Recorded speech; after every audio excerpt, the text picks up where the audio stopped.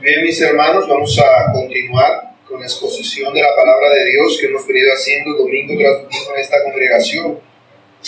Así que vamos a continuar con la exposición del Evangelio según San Juan, capítulo 2. Vamos a leer el versículo desde el 13 hasta el 22. Juan, capítulo 2, versos del 13 al 22. Dice así la palabra del Señor. Estaba cerca la Pascua de los judíos. Subió Jesús a Jerusalén. Halló en el templo a los que vendían bueyes, ovejas y palomas, y a los cambistas allí sentados. Y haciendo un azote de cuerdas, echó fuera del templo a todos, y las ovejas y los bueyes, y esparció las monedas de los cambistas, y volcó las mesas, y dijo a los que vendían palomas: quitad de aquí esto, y no hagáis de la casa de mi padre casa de mercado. Entonces acordaron sus discípulos que está escrito: el celo de tu casa me consume. Los judíos respondieron y le dijeron: ¿qué señal nos muestras? ¿Y a qué haces esto? Respondió Jesús y les dijo: destruid este templo y en 3 días lo levantaré. Dijeron luego los judíos: en 46 años fue edificado este templo, ¿y tú en 3 días lo levantarás? Mas él hablaba del templo de su cuerpo. Por tanto, cuando resucitó de entre los muertos, sus discípulos acordaron que había dicho esto, y creyeron la escritura y la palabra que Jesús había dicho. Amén. Una vez más vamos a orar para que sea el Señor ayudándonos con esta exposición de su santo nombre. Oremos. Bendito Dios y Rey del cielo, grande y soberano eres tú por sobre todas las cosas. Te damos a ti toda la gloria y la honra. Hemos suplicado que nos purifiques a través de tu palabra, Dios. Te pido que nos hagas por tu Espíritu Santo fieles oidores de ella, para hacerla, Señor, y para ponerla por obra. Háblale a tu iglesia esta mañana y utilízame a mí, siervo inútil, Señor, para que puedas poner tu palabra de una manera bíblica, concisa, precisa, sin vacilación y sin distracción. Que sea, Señor, acorde a tu verdad.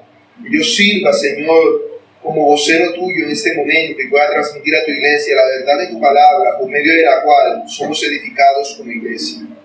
Grande y poderoso eres tú, Señor, que nos das la vida y el aliento. Por eso suplicamos tu favor y tu dirección en esto, porque para ti lo hacemos, Padre.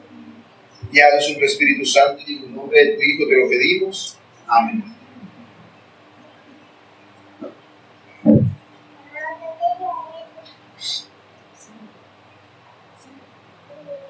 Hace unos días, cuando hacía el devocional familiar con la familia, leíamos Levítico 14, en el cual se nos habla acerca de la lepra y de lo terrible que es, y cómo Dios en el Antiguo Testamento le estipuló una serie de regulaciones que debían hacerse para verificar cómo la lepra operaba en las personas, para determinar si verdaderamente era lepra o era otra cosa, y cómo tras un proceso de purificación las personas podían sanarse.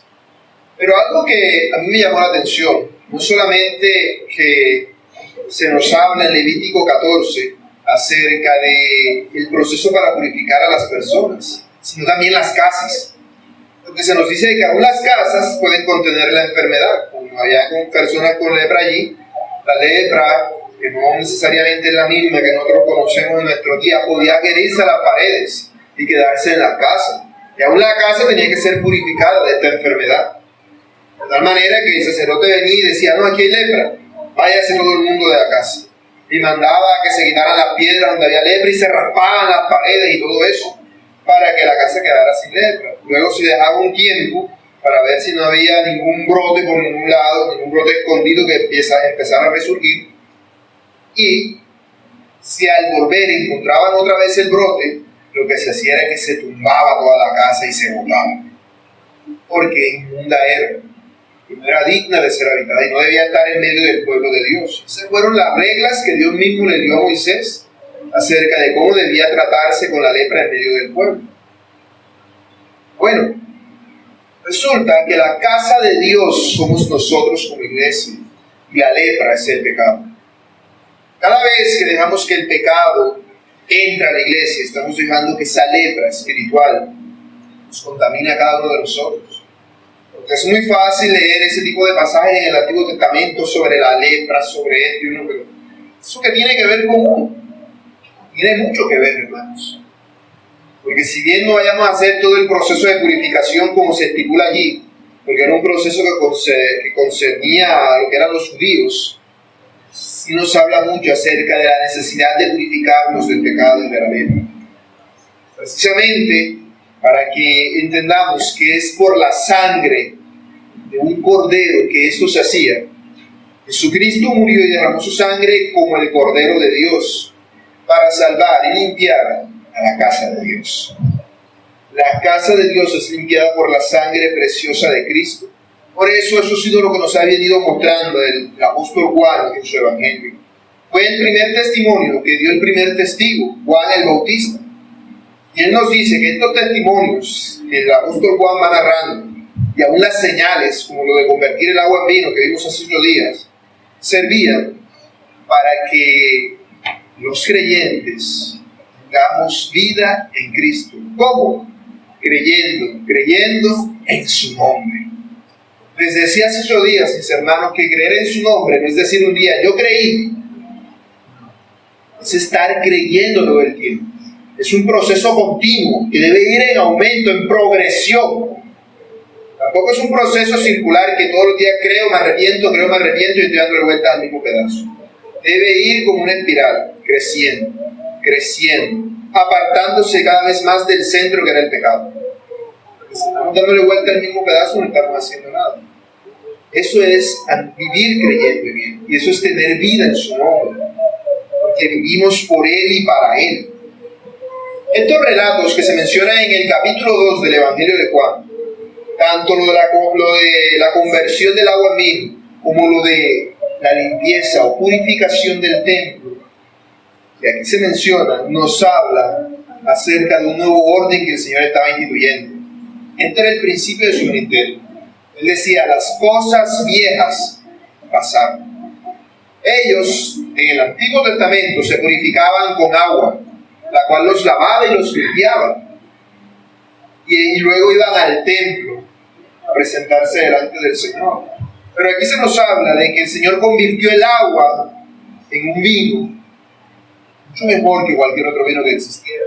Un vino que simbolizaba la sangre del nuevo pacto, como lo veremos al final de este Evangelio. Nuevo pacto que es vertido por su sangre. También se nos presenta al Señor Jesucristo como el nuevo templo. Él es la cabeza del nuevo templo, que es la iglesia. Eso es lo que el apóstol Juan quiere que nosotros vayamos viendo a lo largo de todo el Evangelio. Y él está cimentando las bases de ello en este capítulo. Por eso sigue con esta narración. De allí que este sermón he puesto el nombre de la narración, la purificación del templo. Yo trataré de explicar en 2 puntos. Primero, el Señor purifica el templo. Y segundo, la autoridad del Señor Jesús. Primer punto, el Señor purifica el templo. Dice el verso 13, estaba cerca la Pascua de los judíos y subió de Jesús a Jerusalén. Vio en el templo a los que vendían bueyes, ovejas y palomas y a los cambistas allí sentados. Y haciendo un azote de cuerdas, echó fuera del templo a todos, y las ovejas y los bueyes, y esparció las monedas de los cambistas, y volcó las mesas y dijo a los que vendían palomas, quitad de aquí esto, y no hagáis de la casa de mi padre casa de mercado. Entonces se acordaron sus discípulos que está escrito, el celo de tu casa me consume. Lo primero que podemos notar en esto es que hay una ruptura con la temporalidad que se nos venía dando. Todos los pasajes desde que empezaron las narraciones en este Evangelio llevaban una secuencia. Un día, el día siguiente, al tercer día, ahora ya no se nos dice el día, pero se nos dice que estaba cerca la Pascua de los judíos. No sabemos cuántos días pasaron entonces desde la boda de Canaán hasta este punto. No lo sabemos. Todo esto abarca el primer año del ministerio del Señor Jesús. Entonces me están hablando todas las cosas que el apóstol Juan dice no se dijeron en los otros evangelios, o hay que profundizar un poco más en ellas. Así que Él va omitiendo unas cosas y mostrando otras. Por eso nos ha dicho cosas que los otros evangelios no dicen. Y no se nos da a entender tampoco. Más adelante, el momento en el que los evangelios vuelven a enlazarse. O sea, el momento en el que el Señor llama a Pedro, a Santiago, a Jacobo, a Juan, no se nos dice. El momento que se nos menciona en los otros evangelios, cuando ellos están en la barca con su padre, eso no se menciona. Se pasa de largo. Así que es difícil determinar el momento exacto en el cual nos encontramos. Pero debía ser el primer año del ministerio del Señor Jesús, porque en este evangelio específicamente se nos mencionan 3 fiestas de la Pascua. Solo ocurrió una vez al año, o sea que ocurrieron 3 años. Esta es la primera de ellas, la primera de estas fiestas de la Pascua. ¿Qué es la fiesta de la Pascua? La fiesta de la Pascua es la fiesta en la cual los israelitas conmemoraban su salida de Egipto, cuando ellos fueron liberados de Faraón por mano de Dios. Y dice Dios que en obediencia a ellos debían servirle fiesta al Señor.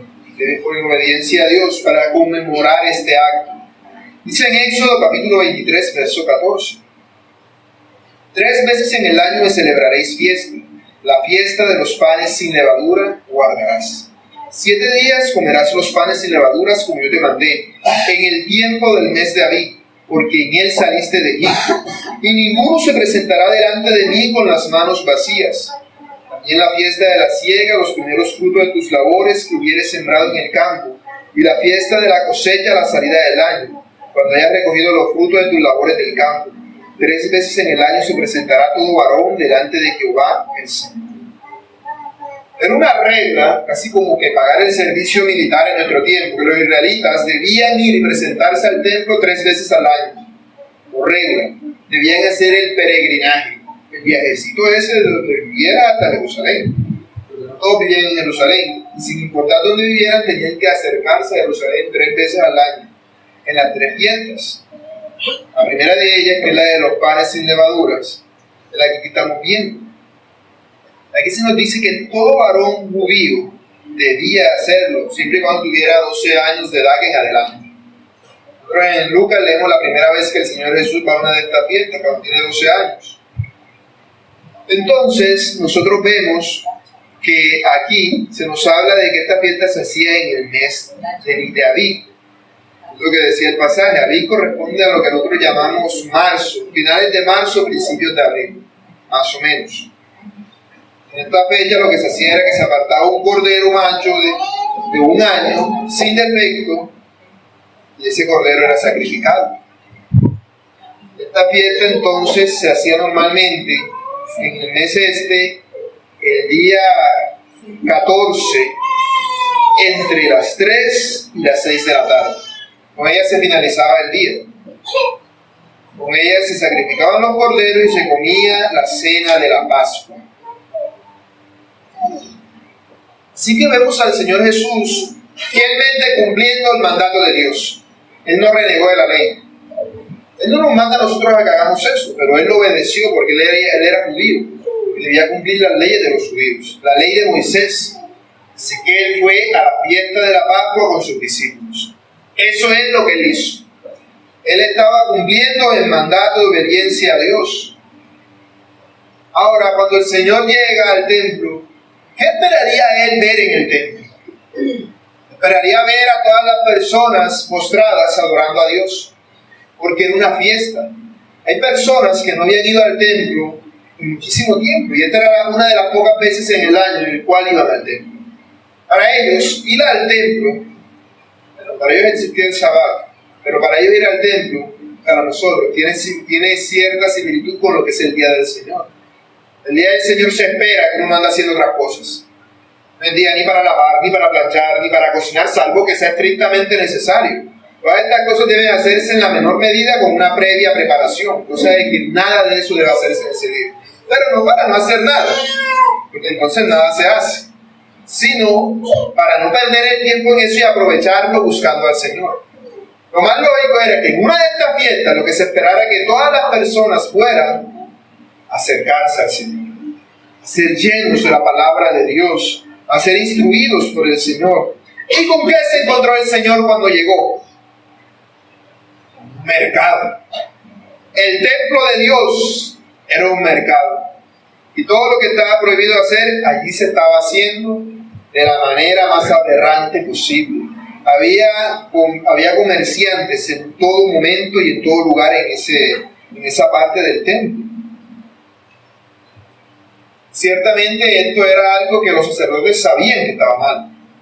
Pero bueno, la pica de por medio ellos no iban a ponerse bravos, porque todos esos comerciantes tenían que pagarle plata a los saduceos, que eran los sacerdotes. Por ejemplo, el sumo sacerdote Anás seguramente estaría muy contento con este tipo de cosas. Decían, no, todo esto es un mercado, pero es para Dios. Porque no era que ellos estaban allí vendiendo suéter y camisa y pantalón. No, ellos estaban vendiendo cosas para lo que se iba a hacer. Necesitaban cordero, hay que sacrificar un cordero. ¿Dónde conseguimos un cordero? Aquí lo venden.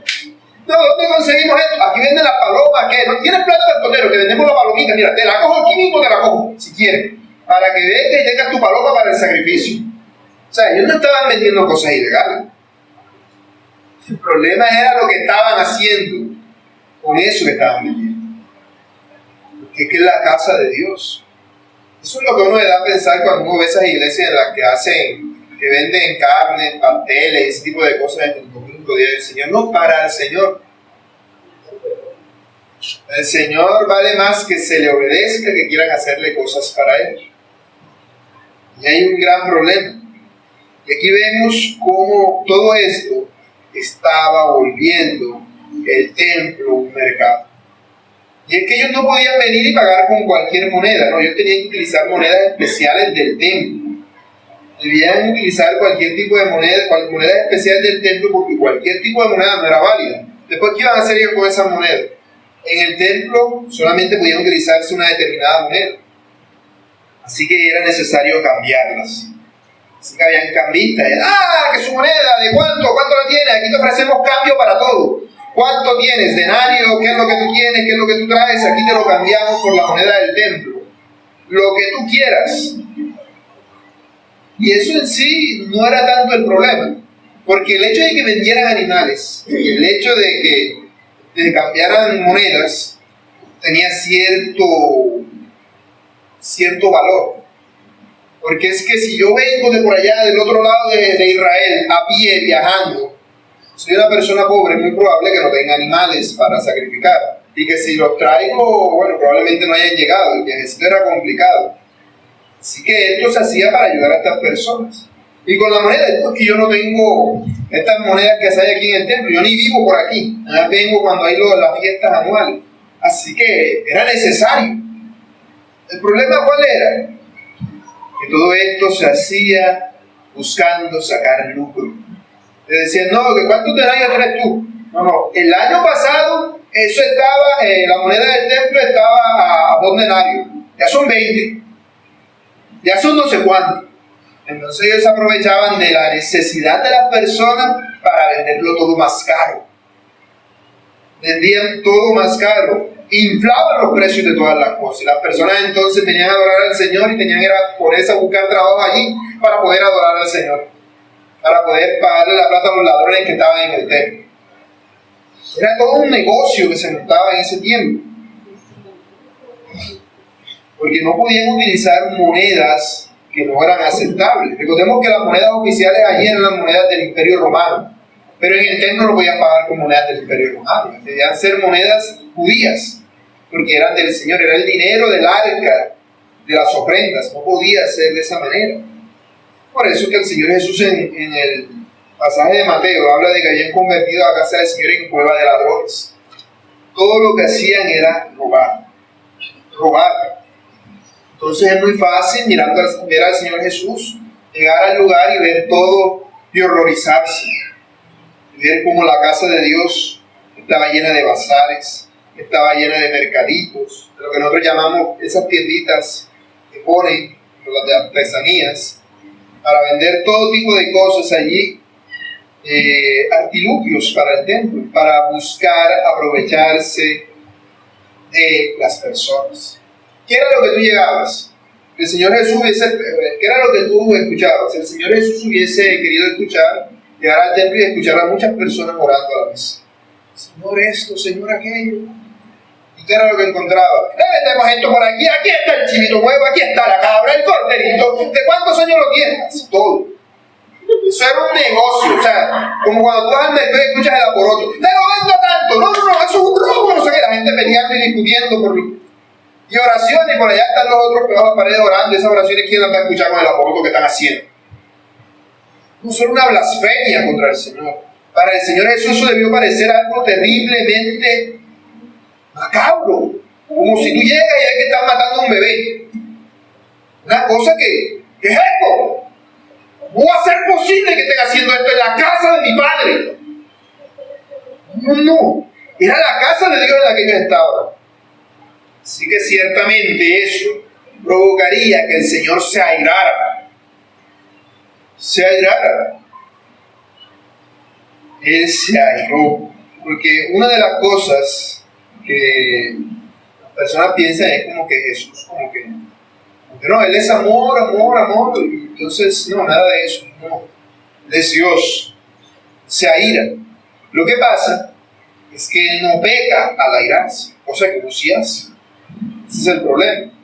Porque el airado no se controla a sí mismo, así que va pecando. Tiene que ver, este está por aquí, voy matando, voy calabrando, voy partiendo boca. Vamos pecando. El Señor Jesús no. Nosotros podemos notarlo en su actitud.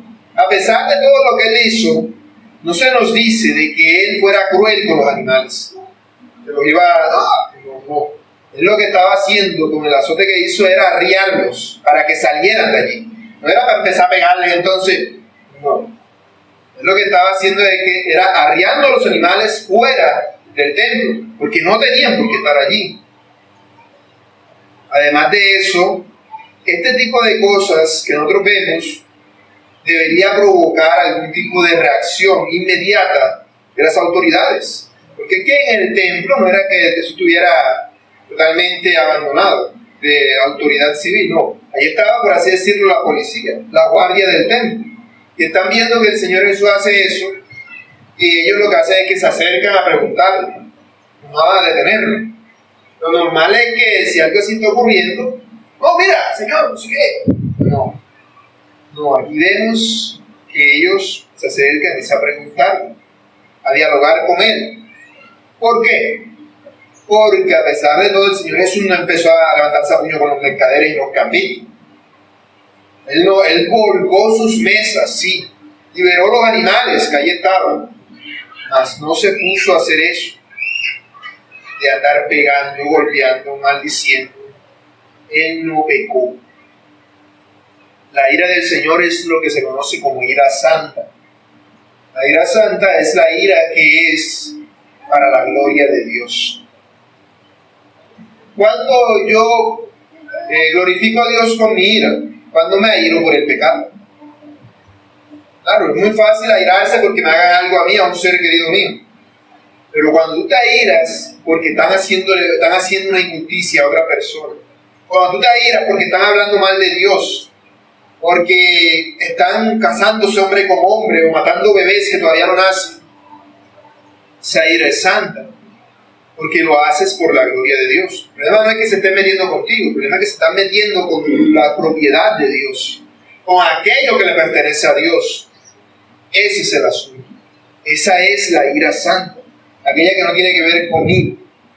Nuestra ira normal y pecaminosa es cuando se meten conmigo, con mi familia, que uno explota, no, que esa es mi hija, no, que esa es mi esposa, no, que esas son mis cosas. Pero cuando es de Dios, esa ira es santa. Ahora, uno con su naturaleza pecaminosa puede empezar bien y transformar eso mal. O sea, yo puedo airarme por un justo motivo y empezar a calabrar gente. Ese es el problema con nuestra ira. Por eso dice, no se ponga el sol sobre vuestro enojo. No que no haya enojo, sino que no se ponga el sol. Tiene su tiempo y debes tener total control de eso con el Señor Jesús. El Jesús no quedó totalmente airado. No. Él está en perfecto uso de sus capacidades. Así que vemos cuál era la actitud de Cristo. La actitud de Cristo era la de hacer la voluntad de Dios. Por eso él no le pega a los cambistas, sino que les dice, quitad de aquí esto y no hagáis de la casa de mi padre casa de mercado. Y ellos estaban dentro del templo. Eso no podían hacerlo fuera del templo. no de vender los animales y ponerse a cambiar las monedas. ¿Por qué se pusieron a hacer eso dentro del templo? Lucro. Porque era más lucrativo así. Era el lugar en el cual las personas sí o sí iban a terminar llegando. Era el lugar en el cual a ellos les servía más. Además, notemos que si Jesús hubiese vuelto a pegarle a las personas, los guardias lo hubiesen ido a detener enseguida. No, él estaba haciendo algo que era justo. Él estaba actuando como un hijo indignado. Está diciendo, se está metiendo con mi padre. Como cuando alguien se mete con tu papá y está hablando mal de él, espérate un momentico, ¿cómo así? La reacción es inmediata. ¿Por qué? Porque es alguien que amas. Y él ama a Dios por sobre todas las cosas. Así que esa es su reacción. ¿Y su reacción cuál es? Hagan las cosas de la manera correcta. Quitad esto de aquí. Simplemente es eso. Él está diciendo, hagan todo como tiene que hacerse, como Dios manda. Así no es. Quiten esto de aquí, pónganlo por allá afuera. Dejen de estar pensando en ustedes. Porque lo que están haciendo es convirtiendo la casa de mi padre en un mercado. Dice que en ese preciso momento sus discípulos se acordaron de lo que dice el Salmo 69:9. El celo de tu casa me consume. El celo de tu casa me consume. Porque el Señor quedó totalmente indignado por lo que allí estaba pasando. Estaba viendo cómo la santidad de Dios estaba siendo profanada. Estaban profanando la santidad de Dios. Así que por eso Él reacciona de esta manera. Un comentarista dice, el Cristo severo y santo, el Mesías poderoso e indignado, el mensajero del pacto sobre quien está escrito, que purificará a los levitas y los refinará como se refina el oro y la plata, para que traigan al Señor ofrendas conforme a la justicia. No agrada a quienes solo quieren un Cristo suave y dulce, pero aquí el registro de Juan retrata el celo ardiente de Jesús, cuya llegada fue tan repentina y tremenda eficacia, que ante este desconocido, sin mayor autoridad que su presencia y su palabra, esta multitud de mercaderes y cambistas, que se creían con todo el derecho de hacer negocios en el patio del templo, no desordenadamente como un montón de niños traviesos. ¿Quién era Jesús? Delante de ellos todavía no era nadie. En ese momento Jesús no era nadie para ellos. Él está empezando su ministerio, primera vez que lo ven en el templo haciendo este tipo de cosas con sus discípulos. Para ellos Jesús no tenía ninguna autoridad para hacer eso. Sin embargo, por lo que vemos, todo el mundo quedó estupefacto por su autoridad. Nadie se la atravesó y dijo, espérate, ¿cómo así que me vas a tumbar la mesita? ¿Cómo así que me vas a liberar las cabras? ¿Cómo así que las ovejas? Nadie se le atrevió a decirle nada. Todo el mundo está viendo, este tipo empieza ahí como un loco a tumbar las cosas desde su punto de vista. La reacción humana, ¿cuál sería? Tratar de detenerlo. Seguir entre varios, agárrenlo. Pero nadie hace nada absolutamente para detener al Señor Jesús. Porque su autoridad era innegable. Es decir, Él estaba actuando conforme a la voluntad de Dios. Vemos cómo Él soberanamente, aún los corazones de las personas los llena de temor de Él, de Jesús, para que no interfieran en lo que Él está haciendo. Por eso vemos que Él dice que el celo lo consume. Sus discípulos se acordaron de ese pasaje, el celo por la casa de Dios. Esta expresión se refiere a una actitud de profundo amor, respeto y reverencia por el lugar sagrado de adoración. Eso es algo que debe caracterizar a todo cristiano. El celo por la casa de Dios, el celo por la iglesia, el celo por el momento en el cual haces el devocional, sea familiar o personal. Debe tener un celo. Este es un momento y un espacio sagrado. Un momento en el cual estoy yo delante de Dios. No debe ser profanado. Así que vemos que la actitud del Señor está demostrando un genuino amor hacia Dios. Un genuino amor hacia Dios. Aquí el Señor se identifica con David cuando dijo aquel salmo. ¿Y qué es lo que le pasa a las personas cuando hacen eso? Cuando tú demuestras un celo genuino por la casa de Dios y por todo lo que es de Dios, propiedad de Dios, y que ama y que es parte de Dios, ¿qué es lo que ganas? Detractores, enemigos.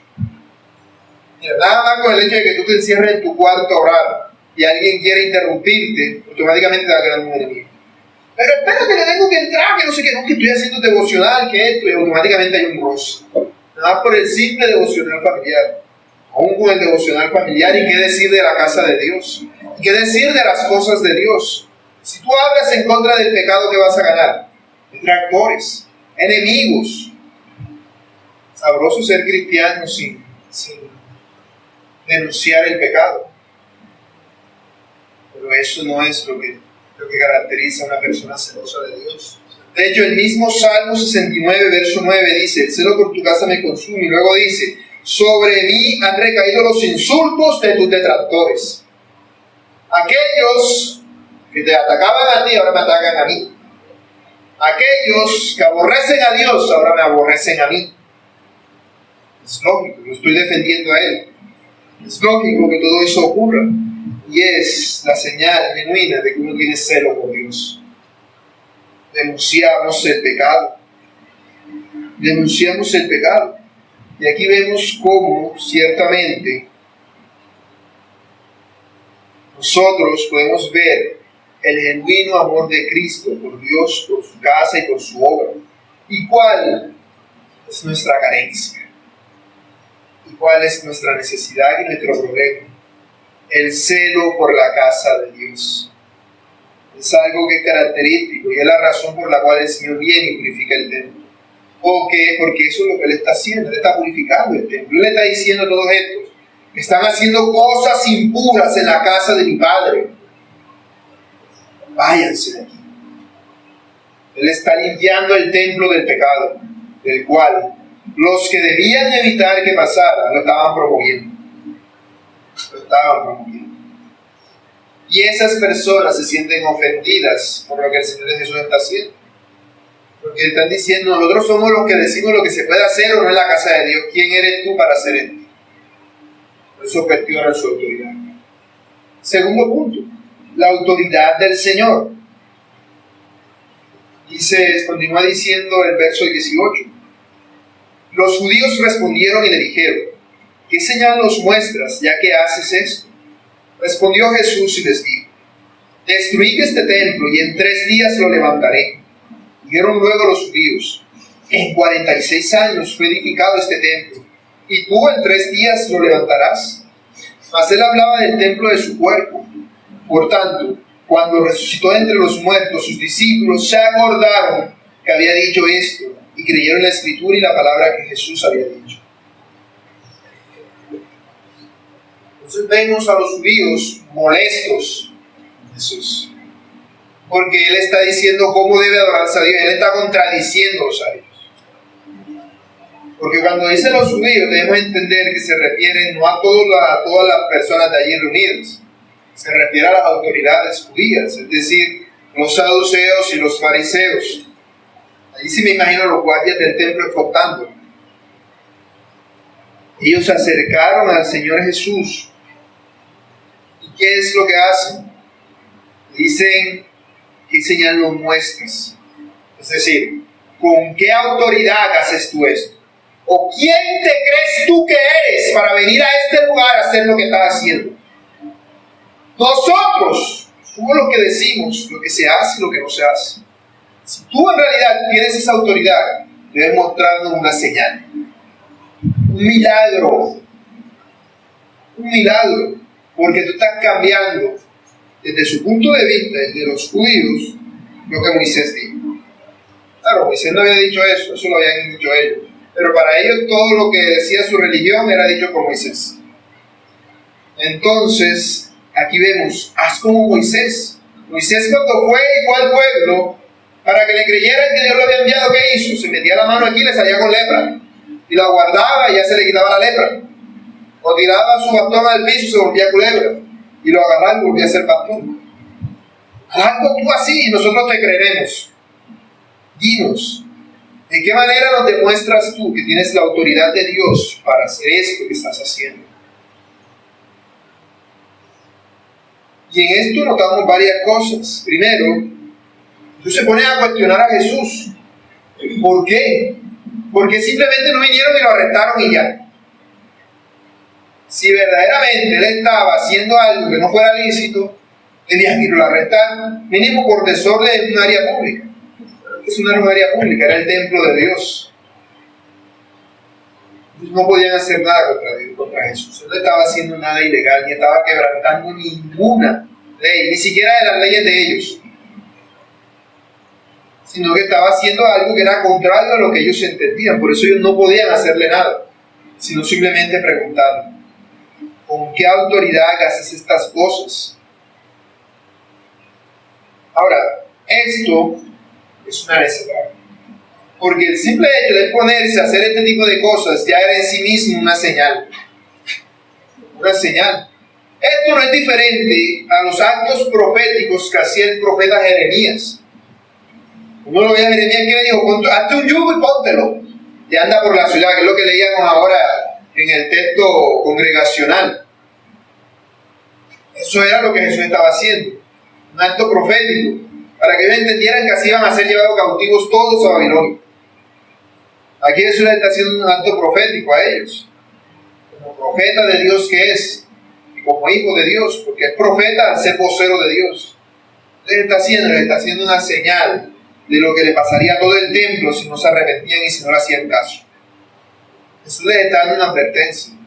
Y notemos que Él no los está llamando ladrones en ese momento. En esa ocasión no lo hizo, sino que simplemente les está diciendo: quitad esto de aquí. Les está dando un mandato. Les está diciendo: arrepiéntanse. Como diciendo: todavía hay tiempo.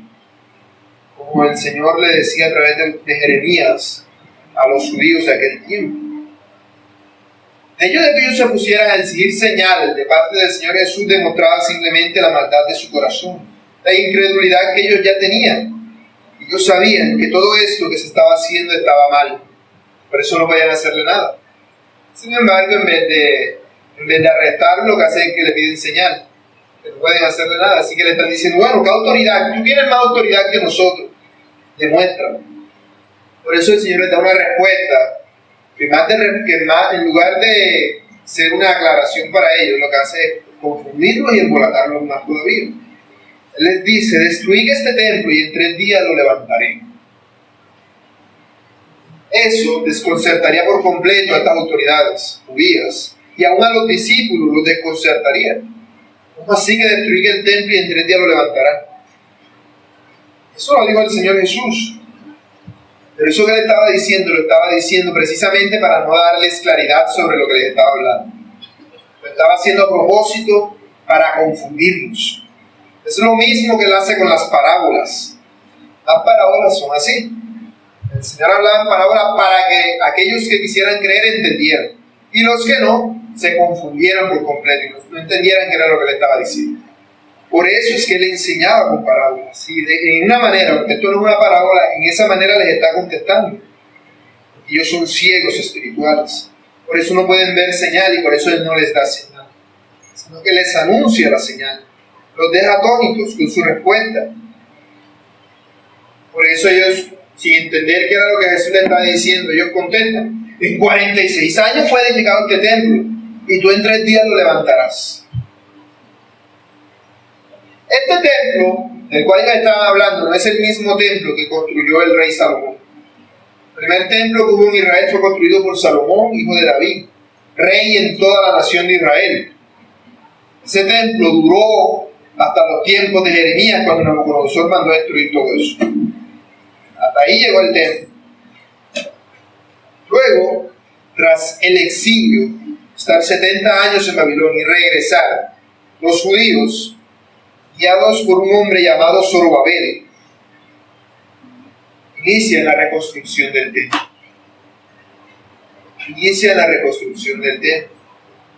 Eso tomó mucho tiempo.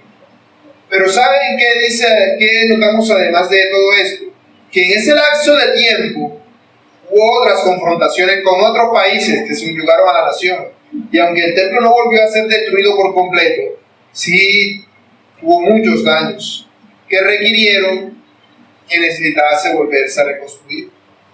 El templo del cual ellos estaban en ese momento era un templo que había empezado a construir Herodes el Grande, el que mató a los niños cuando el Señor Jesús nació. O sea que no era un templo tan antiguo que digamos. Construirlo en un sentido no del 100%, sino más bien como dice una renovación. Estaba ya de tanto país que había invadido este país, que había invadido Israel, ya que estaba ya como ya casi en ruina otra vez, así que era necesario reconstruirlo. Una reconstrucción y una expansión del templo. Ese proceso duraría muchísimo tiempo. Ese proceso empezó en el año 20 a.C. y terminaría casi que al año 70, cuando Dios mandó a destruir el templo con mano de los romanos. O sea, el templo nunca estuvo en su apogeo una vez más. Nunca. Por eso, el templo no había sido reconstruido al 100% en ese momento. El templo aún en ese tiempo estaba en proceso de reconstrucción. Estaba bastante, llevado por todo lo que había experimentado. Así que aquí vemos cómo los judíos quedan totalmente desconcertados. ¿Cómo así que va a construir el templo en 3 días? Si tomó 46 años reconstruirlo, la primera vez que lo hicieron. Ellos no entendieron lo que él estaba diciendo. Sin embargo, el apóstol Juan pone una nota aclaratoria. Lo que dice de los discípulos tampoco entendieron en ese momento. Él está diciendo que la señal no era simplemente la reconstrucción de ese templo, sino de este templo. Él estaba hablando de sí mismo. El templo era él. El templo era él. Y la señal que les iba a dar, es la única señal que él anunció que les iba a dar, de que él iba a resucitar al tercer día. En 3 días resucitaré. Mátenme. Y en 3 días y al tercer día yo resucitaré de entre los muertos. Eso era lo que les estaba diciendo. Cuando les digo eso de destruir el templo. Es lo mismo que les dice en Mateo 12 cuando les dice: la generación mala y adúltera demanda señal, pero señal no les será dada, sino la señal del profeta Jonás. Porque como estuvo Jonás en el vientre del gran pez 3 días y 3 noches, así estará el Hijo del Hombre en el corazón de la tierra 3 días y 3 noches. No se refiere a 2 señales diferentes, la misma señal. La muerte y resurrección del Señor. Esa sería la señal. La señal sería que ellos matarían a Jesús y al tercer día se enterarían de que resucitó. Esa era la señal. No era que iban a ver a Jesús resucitado, era que se enterarían de que resucitó. Y iban a ponerse a decir que no. Pero la señal era que ellos se enterarían de que Jesús resucitó. Esa era toda la señal que el Señor le iba a dar. Porque a causa de su incredulidad no merecían ningún tipo de señal de parte de Dios. La muerte del Señor era la señal y su resurrección. Y sus discípulos no lo entenderían sino hasta cuando eso pasase. Hasta cuando ocurriese la resurrección del Señor Jesús. Y que ellos entenderían la señal. Su muerte como sacrificio supremo dejaría obsoleto ese templo. Dejaría de servir. Después de la muerte del Señor Jesús siguieron usando el templo por casi 40 años más, pero ya no servía para nada. El templo tenía un propósito. ¿Cuál era el propósito del templo? Aplacar la ira de Dios. Por eso iban y mataban animales allí. Los animales morían en lugar del pueblo. Eso no quitaba la culpa de su pecado, sino que la posponía. Dios decía: bueno, todavía no. Todavía no es la hora de su castigo. Todavía no les ha llegado la hora. Que para eso servía el templo. Una vez el Señor Jesús muere, la cortina del templo se parte. El lugar santísimo queda abierto y el templo ya no sirve para nada. Aquel templo dejó de ser útil. Empezó a ser total y completamente inútil a partir de ese momento. Porque el sacrificio había sido hecho. Cristo había muerto y ahora Él resucitaría como un nuevo templo espiritual. La iglesia. La iglesia es el nuevo templo espiritual de Dios.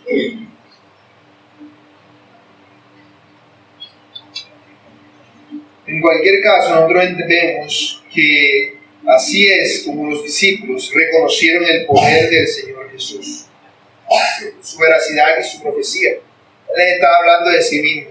Ellos tomarían eso. Cuando el Señor Jesús es acusado, le dice, mandan testigos falsos para que digan, este hombre dijo que iba a destruir el templo y en 3 días lo iba a reconstruir. El Señor Jesús dijo eso sabiendo que iban a usar eso en su contra, como testigos falsos que eran. Él lo dijo precisamente para que se cumpliese la palabra y la voluntad de Dios. Él debía morir. ¿Por qué? Porque Él tiene la autoridad. ¿Cuál autoridad? La autoridad de ser aquel que tiene poder de morir y resucitar por sí mismo. Eso es lo que Él les está diciendo. Mátenme y al tercer día resucitaré, porque yo tengo poder de dar mi vida y de volverla a tomar. Tengo el poder de resucitarme a mí mismo. Esa es la autoridad que yo tengo. Por esa autoridad yo hago lo que hago. Él les está diciendo, esta es mi casa y este es mi templo y aquí el que manda soy yo. Eso es lo que Él les está diciendo. Sin embargo, se lo dice de una forma que yo no lo entiendo, porque no era para ellos, era para los discípulos. Notemos el paralelismo. Cuando el Señor Jesús dice, quitad esto de aquí, los discípulos se acordaron en ese mismo momento que el celo por la casa de Dios consumía al Señor Jesús. Pero luego, cuando el Señor Jesús dice lo de la destrucción del templo, ellos se acordaron hasta cuando el Señor Jesús resucitó, que Él había dicho esto. Claramente por el Espíritu Santo se acordaron de este entendimiento que les estaba dando acerca de su resurrección. Sin embargo, con relación a la autoridad del Señor Jesús, hay un aspecto más a considerar en todo esto que les he dicho, aunque ya he llegado al final de lo que leí. Y es que hay una pregunta que es clave aquí. Y no sé si algunos se habrán dado cuenta, algunos ya sabrán la respuesta, algunos ni sabrán, pero bueno. Y es, ¿cuándo ocurrió esto? ¿Cuándo el Señor Jesús purificó el templo? Porque bueno, acabamos de leerlo, ¿cierto? Esto ocurrió, en Juan se nos mencionan 3 Pascuas de los judíos. Una en el capítulo 2, otra en el capítulo 6 y otra hasta el capítulo 11, y ya durante la última cena. Si hemos leído este pasaje en los otros 3 evangelios, nos daremos cuenta de Mateo 21, Marcos 11 y Lucas 19, de que este suceso en aquellos evangelios acontece durante la última semana del Señor Jesús. De hecho, en aquella ocasión es la gotica que derrama el vaso para que los judíos digan, se acabó, vamos a matar a este tipo. Sin embargo, aquí el Señor está empezando su ministerio. Entonces, pueden llegar a la confusión de alguno que haya leído estos pasajes de esta manera y decir, bueno, en estos 3 evangelios dicen, se ve todo como igualitico, pero acá como que no cuadra. Aquí Juan como que se equivocó y lo puso al principio. ¿O será que Juan no está escribiendo en orden? Porque una de las objeciones más comunes es decir de que el apóstol Juan no escribe su evangelio en orden, sino que él va tirando sucesos así, me acuerdo de esto, pasó aquello. Pero si somos sensatos con las escrituras, nos daremos cuenta de que el evangelio no tiene ningún desorden. De hecho, empezó con un prólogo, siguió con una sucesión de días. Hay saltos, sí, pero los saltos siguen una secuencia cronológica. No es que me salto de aquí al final y después al principio y después para acá y de aquí, sino que él va omitiendo detalles que los otros evangelios dicen. Por lo tanto, para cualquiera persona que dude de la credulidad, que dude de las escrituras, va a decir, la Biblia se contradice, porque aquí dice una cosa y en otros evangelios dice otra. Entonces surge el problema, porque eso es lo que nos está diciendo el pasaje. Esto es lo que nos está diciendo, lo que estamos viendo al considerar este pasaje con los otros pasajes paralelos. Por ejemplo, el que leía en Marcos 11, dice, vinieron pues a Jerusalén y entraron Jesús en el templo, comenzó a echar fuera lo que vendían y compraban en el templo, y volcó las mesas de los cambistas, las sillas de los que vendían palomas, y no consentía que nadie atravesase el templo llevando utensilio alguno, y les enseñaba diciendo, está escrito, mi casa será llamada casa de oración para todas las naciones, mas vosotros la habéis hecho cueva de ladrones. Entonces existe este debate acerca de por qué esto es diferente a lo otro en cuanto a su cronología. Yo puedo decir, bueno, lo que pasa es que aquí Juan dice unas cosas que el otro no dice, porque aquí vemos detalles diferentes a lo que vemos acá. El Señor Jesús acá dice otra cosa diferente. No habla ni del templo ni del celo por su casa, sino de que ellos han vuelto la casa de Dios en casa de ladrones. Aquí vemos unas diferencias de que el Señor Jesús no dejaba que nadie andara con utensilios, no se nos habla de ningún azote. Hay diferencias en los pasajes, lo cual nos lleva a darnos cuenta de que en realidad se nos está hablando de dos acontecimientos diferentes, dos purificaciones del templo. Y ustedes pueden decir, pero ¿cómo así, hermano? El Señor Jesús fue y purificó el templo, y después otra vez volvió y lo hizo y lo dejaron entrar. Ya sabían que era el que había purificado el templo antes. Pues sí, el Señor no hizo nada ilegal en esta purificación del templo. Por eso vemos que simplemente le pregunta y luego vemos que no dice, no, y lo pusieron preso, lo dejaron allí o algo, no. Lo dejaron irse tranquilamente después que se acabó la Pascua. Así que, además, él se quedó allí durante la Pascua haciendo milagros en Jerusalén. En esa ocasión es lo que dice, lo que continúa diciendo el verso 23. Así que vemos que no hubo ningún tipo de inconveniente, más allá de cuestionar al Señor Jesús. Porque los que estaban mal eran los otros. Es decir, los fariseos y los saduceos eran los que tenían que haber hecho eso.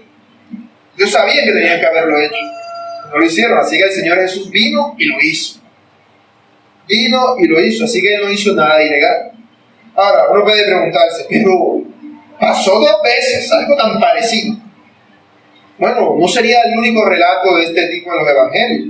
De hecho, en Marcos 6:30 leemos que cuando el Señor Jesús se encontraba con una multitud de 5,000 personas, los alimentó con 5 panes y 2 peces. Pero luego, en el mismo evangelio de Marcos, en el capítulo 8, dice que el Señor Jesús se encontró con una multitud de 4,000 personas y los alimentó con 7 panes y unos cuantos peces. Bueno, ¿cuántas veces el Señor Jesús multiplicó los panes y los peces? Y a la segunda los discípulos otra vez estaban con el cuento de no tenemos con qué alimentarlos. Ya no había pasado antes. Vemos dos relatos muy similares. ¿Y qué pueden decir algunos? No, que Juan copió y pegó aquí, porque no tenía más nada que escribir. O Marcos, en este caso. Pero en el mismo evangelio de Marcos continúa diciendo, en el capítulo 8, verso 14, que el Señor Jesús le dice a sus discípulos, cuando les dice que busquen pan, ellos dicen que no tienen pan, y el Señor Jesús les dice, en Marcos 8, 14 al 21, cuando partí los 5 panes entre 5,000, ¿cuántas cestas llenas de pedazos recogisteis? Y ellos dijeron 12. Y luego les dice, y cuando los 7 panes entre 4,000, ¿cuántas canastas llenas de pedazos recogisteis? Y ellos dijeron 7. Para que no hay duda. El Señor Jesús multiplicó los panes y los peces 2 veces. 2 sucesos que si tú los lees te vas a dar cuenta de que son casi que muy parecidos todos. Casi que hasta lo que hacen los discípulos, lo que hace el Señor Jesús. Pero es que así es como ocurrió. El Señor en su gracia soberana lo permitió para evidenciar su poder y su grandeza. Ahora, ¿por qué el Señor purificaría el templo 2 veces? Para explicar esto me remontaré a lo que les dije en un principio. Levíticos capítulo 14, verso del 33 al 53. No vamos a leer todo el pasaje porque son 20 versículos y yo sé que si me pongo a leerlos nos salimos del tema. Pero voy a parafrasearlo. Cuando se iba a purificar una casa, ¿cómo se purificaba la casa que estaba enferma? Con lepra. Bueno, Levítico capítulo 14, verso 35 dice, vendrá aquel de quien fuere la casa y dará aviso al sacerdote diciendo, algo como plaga ha aparecido en mi casa. Entonces, cuando había que purificar una casa, ¿quién iniciaba el proceso de purificación? El dueño de la casa. Era el dueño de la casa el que daba inicio a la purificación. Era que, y venía el sacerdote en una casa así y decía, miren que esta casa. No. Era el dueño de la casa el que tenía que ir a avisar al sacerdote. En este caso, el dueño de la casa, ¿quién es? Dice el Señor Jesús en el verso que leímos, habéis hecho de la casa de mi Padre, casa del mercado. ¿De quién era la casa? De su Padre. Y al ser él el hijo, él era el representante del Padre. Es decir, él era el dueño de la casa. Él era el dueño de la casa. ¿Y qué se hacía en la casa? La casa se limpiaba, se arrancaba la plaga que había, se le raspaban las paredes, se hacía todo lo posible por dejar la casa limpia. Lo que dice Levítico 14:43. Eso es lo que hizo el Señor Jesús. Cuando llegó a la casa, vio el problema Y que digo, miren, aquí hay pecado, quitad esto de aquí, arranquen la lepra, raspen las paredes y saquen todo esto de aquí. La casa de mi padre, esta es la casa de mi padre y ustedes la han hecho un mercado. La casa de mi padre, ahora ustedes la han hecho una casa enferma, límpienla. Luego, ¿qué más se hacía? Se dejaba pasar el tiempo y se iba a corroborar la casa, a ver si la casa ya había quedado limpia, decían, no, la casa está limpia. Si no, la casa era declarada inmunda. Eso fue lo que hizo el Señor Jesús. Durante la semana final del Señor Jesús, antes de su crucifixión, vemos que antes de ir al templo a hacerlo de volcar las mesas, un día antes, dice Marcos 11:11, que el Señor Jesús entró en Jerusalén y en el templo, y habiendo mirado alrededor todas las cosas, como ya anochecía, se fue a Betania con los 12. Él fue al templo, a Jerusalén al templo, ¿y qué hizo? Nada. Simplemente se limitó a mirar todas las cosas. Él miró lo que allí se estaba haciendo. Dijo, bueno, ya yo mandé a que limpiaran la casa y la purificaran. Regresé a mi casa y miro, ¿y qué encuentro en mi casa? Mismos manes vendiendo palomas y vendiendo vainas por acá. Y con los cambistas robando a la gente. ¿Hay lepra en la casa? Definitivamente. Así que Él da su veredicto final. Él da su veredicto final. Por eso, en esta segunda purificación que ocurre al final de su ministerio, el Señor Jesús, cuando purifica el templo, les dice, no está escrito, mi casa será llamada casa de oración para todas las naciones, mas vosotros la habéis hecho cueva de ladrones. Ya Él da el veredicto, esta no es casa de oración. Si la casa fuera limpia, yo dijera, esta es casa de oración para todas las naciones. Aquí vienen aún los gentiles a adorar a Dios. Porque la parte en la que se hacía todo esto era en el patio del templo, lo que se llamaba la zona de los gentiles. Allí era el que hacían el mercado. Y ellos habían hecho casa de ladrones, ellos habían hecho esa casa una casa de ladrones. Por eso el Señor Jesús da el veredicto, esta no es casa de Dios, esta es casa de ladrones.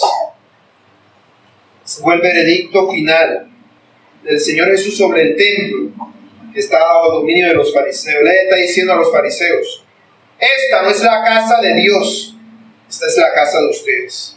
La han hecho a su imagen y a su semejanza. Han hecho con la casa de Dios lo que a ustedes les ha dado la gana. Por eso, cuando el Señor Jesús da su juicio contra los fariseos en Mateo 23, Él dice en Mateo 23:38, he aquí, los fariseos, he aquí vuestra casa os es dejada desierta. Él dio el juicio.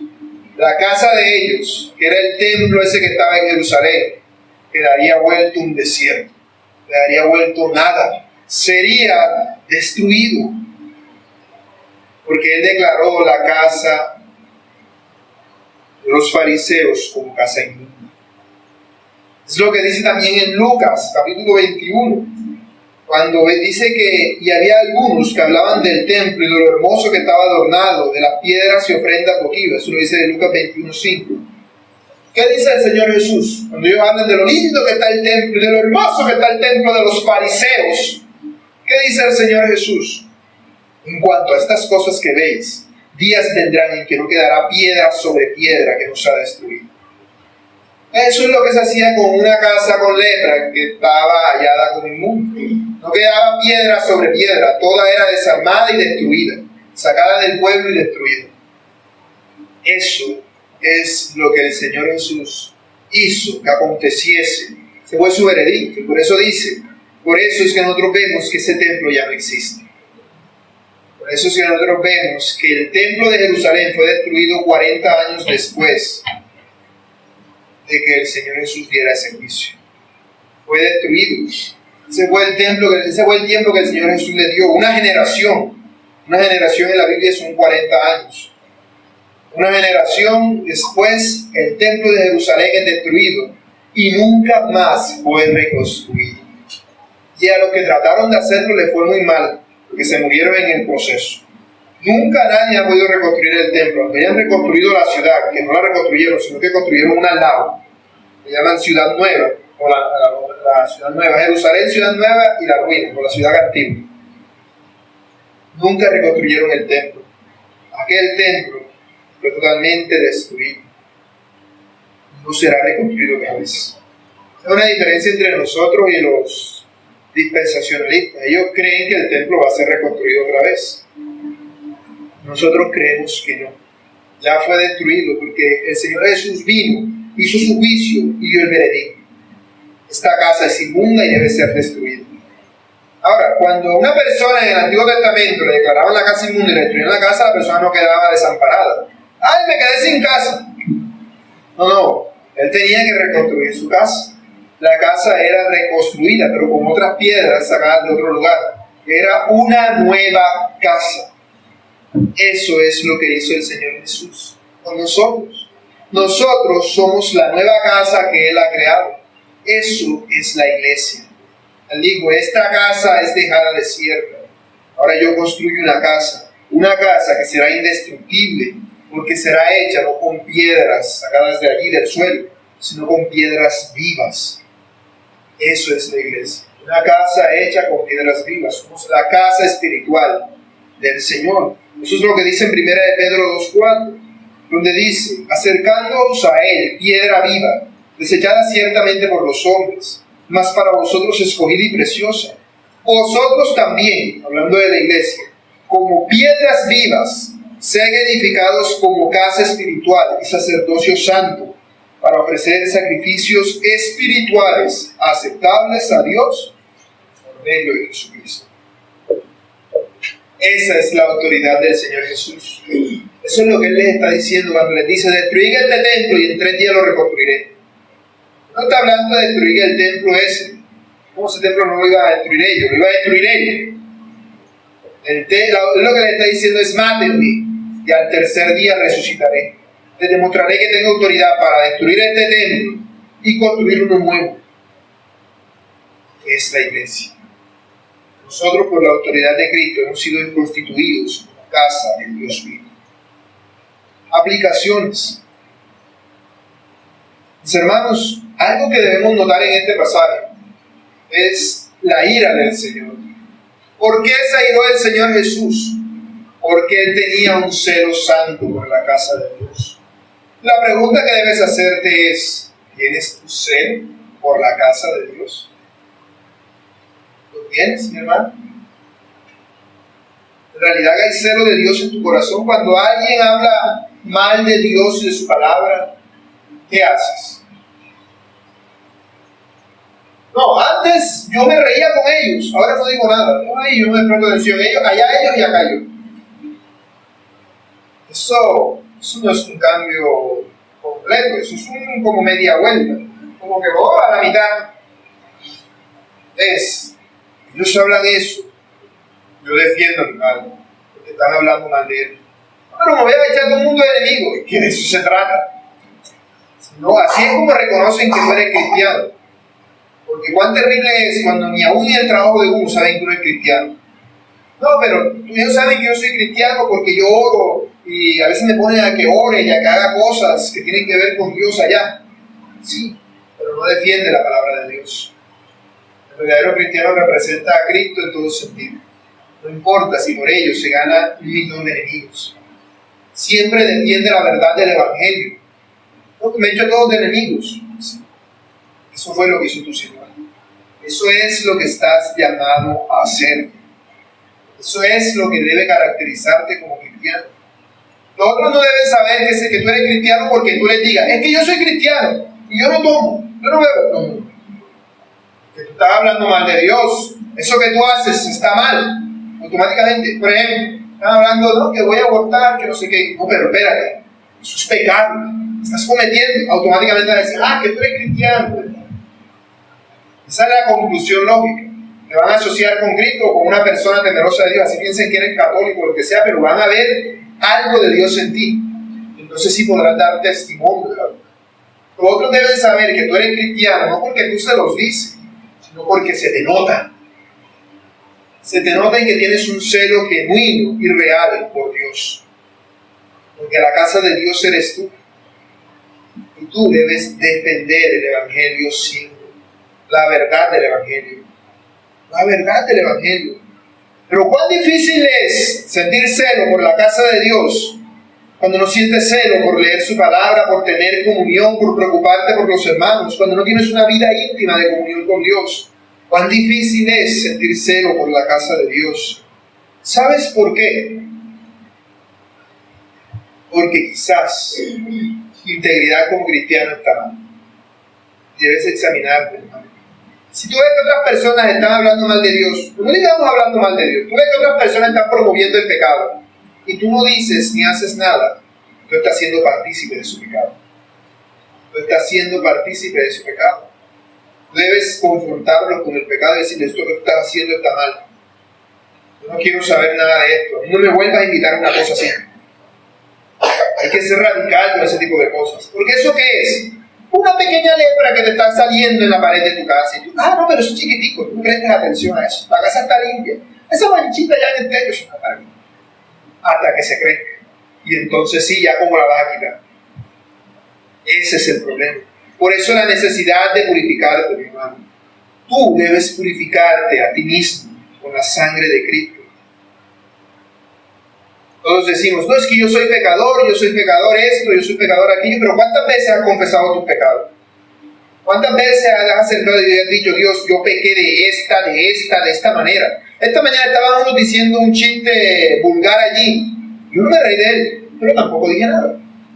Y me quedé ahí sentado, escuchando el chiste. Eso es pecado, perdóname, Señor. ¿Cuántas veces has confesado tus pecados por tu indiferencia?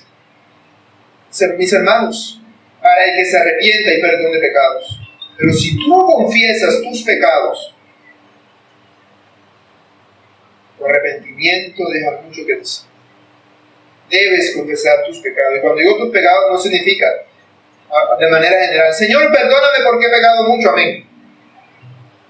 Señor, perdóname específicamente porque esta mañana tuve un mal pensamiento, un pensamiento orgulloso. Perdóname, Señor, porque codicié lo que mi prójimo tenía. Y de inmediato, eso no tiene uno que esperar. Pequé enseguida ahí frente a todo el mundo, eso no tiene nada que ver. Yo me volteo, trato de evitar distracción y enseguida pido perdón a Dios. Eso debe caracterizarnos. Debemos confesar nuestros pecados, mis hermanos. Si confesamos nuestros pecados, Él es fiel y justo para perdonar. Pero si no lo hacemos, quizás Cristo no sea nuestro fundamento. Quizás somos cristianos sin Cristo. Y ese cristiano sin Cristo se va a llevar un estrellón bien grande cuando llegue al cielo. Qué terrible será algo así. Así que arrepintamos, mis hermanos, si no lo hemos hecho. Y purifiquémonos verdaderamente por medio de la sangre de su